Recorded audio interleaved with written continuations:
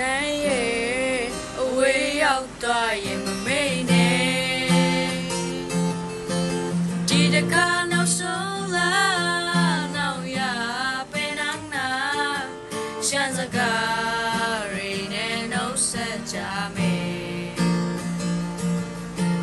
ဘယ်လိုဝချွေးများရှိလာတဲ့ထုံးဦးသာအခုမှတွေ့ကြကရဲ့ခွဲသွားရှိတဲ့မင်းမျက်လုံးလေးဆိုင်ကိုလေသူအပြုံးနေ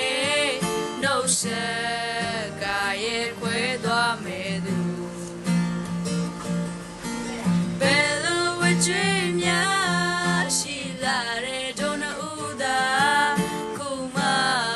တွေ့ကြကရဲ့ခွဲသွား